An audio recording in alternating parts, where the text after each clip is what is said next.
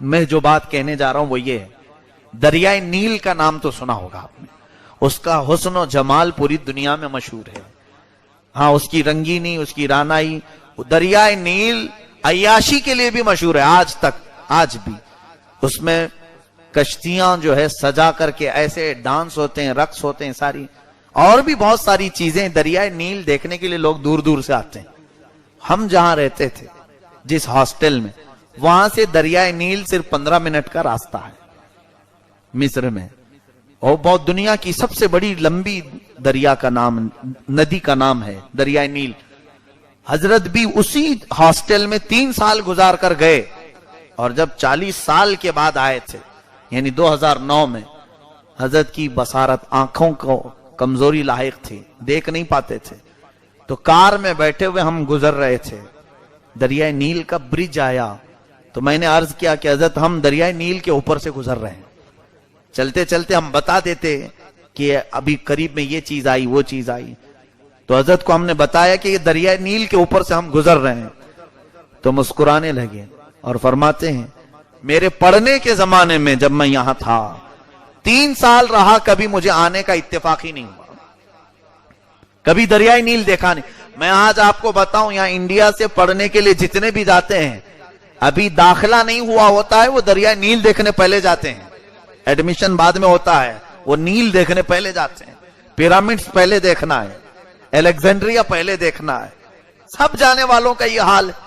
حضرت فرما رہے ہیں 3 سال میں رہا جامعہ ازہر میں، کتنا مشکل سے 15 منٹ کا راستہ ہے، 15 منٹ کا راستہ ہے. فرماتے کبھی میں دریائے نیل دیکھا ہی نہیں، اور اب 40 سال کے بعد آیا ہوں، تم لوگ اس کے اوپر سے گزار رہے ہو، اب میری آنکھیں ہی نہیں.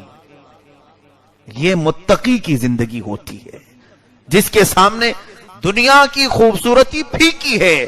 حقیقت بات تو یہ ہے جن نظروں میں جمال مصطفیٰ بسا ہو، اسے دنیا کی خوبصورتی کبھی اپنی طرف دعوت دے ہی نہیں پائے گی. یہ ان بزرگوں کی زندگی ہے. حضور تاج الشریعہ دام ظلہ العالی، آپ کا سایہ ہم سب پر ہمیشہ قائم و دائم رہے.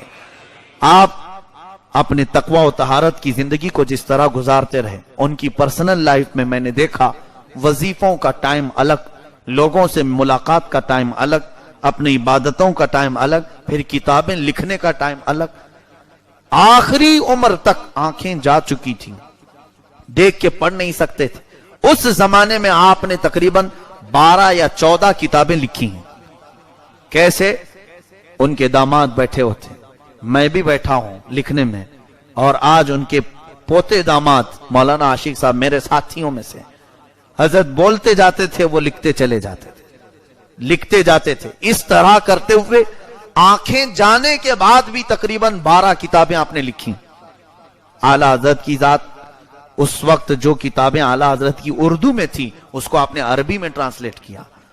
بہت ساری کتابیں مصر پہنچی اور وہاں سے چھپ بھی گئی.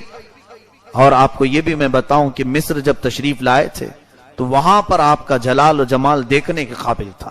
علماء مصر جو جامعہ ازہر کے اساتذہ ہیں وہ جلدی کسی کو بھاؤ نہیں دیتے، دنیا کے بڑے علم والے سمجھے جاتے ہیں. جامعہ ازہر میں پڑھا رہے ہیں، وہ بہت اونچے لوگ ہوتے ہیں، وہ جلدی کسی کو ملنے نہیں آتے. لیکن حضور تاج الشریعہ جب مصر آئے تھے تقریباً 27 اساتذہ جامعہ ازہر کے ان سے ملنے کے لیے آئے تھے. مجھے یاد ہے جتنوں کو دعوت دی گئی تھی، اس کے علاوہ دوسرے یونیورسٹیوں کے سب ملائیں تو تقریباً 40 بڑے علماء ایک مجلس میں موجود تھے. حضرت عرب لوگوں کے بیچ میں بیٹھے ہوئے تھے. اور وہاں کیسا ہوتا ہے، ذمہ داری کی بات ہوتی ہے، بات کرے گا اور وہ بھی ایک عجمی آدمی عرب میں بات کرے گا، عربی لوگوں کے درمیان.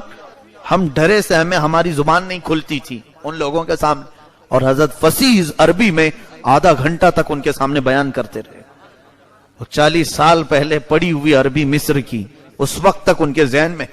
جب بولتے گئے وہ اساتذہ جو جامعہ ازہر کے وہ اش کرتے رہے. اس کے بعد مصر کا ایک طریقہ ہے، اب جیسے یہاں کیسے کوئی بھی آئے بیان کرے اور چلا جائے، وہاں مصر میں ایسا نہیں ہوتا. بیان کرنے کے بعد مقرر کو بیٹھاتے ہیں، بیٹھو، جو بیان کیے نا اس میں کچھ سوالات ہیں، ہم سوال کریں گے، آپ جواب دو. وہاں کا قانون ایسے ہی ہے، طریقہ ہے. کوئی بھی بول کے بھاگ نہیں سکتا. یہاں تو کچھ بھی بولو اور چلو جاؤ. لوگ سب سننے کو تیار ہیں. وہاں ایسا نہیں ہوتا. مقرر کو بٹھاتے ہیں, بیان ختم ہونے کے بعد اسے 15 منٹ یا آدھا گھنٹہ دینا پڑتا ہے. حضرت کے ساتھ بھی یہی ہوا. آپ کا بیان ختم ہوا تو لوگوں نے کہا کہ ہمارے کچھ سوالات ہیں, آپ بیٹھیں. حضرت بیٹھے رہے, سوالات آتے رہے, فصیح عربی میں ہر ایک کا جواب دیتے رہے. اسی مجلس میں میں جانتا ہوں صومالیہ کے, افریقہ کے, حبشی جو سٹوڈنٹس وہاں پڑھتے تھے, کئی طلبہ جامعہ ازہر میں 60 ملکوں کے طلبہ اس مجلس میں حاضر تھے. انڈونیشیا کے, ملیشیا کے, یوکرین کے, انگلینڈ کے, بہت ساری جگہوں کے جو سٹوڈنٹ بیٹھے تھے, سبوں نے حضرت کے ہاتھ پر بیعت کی.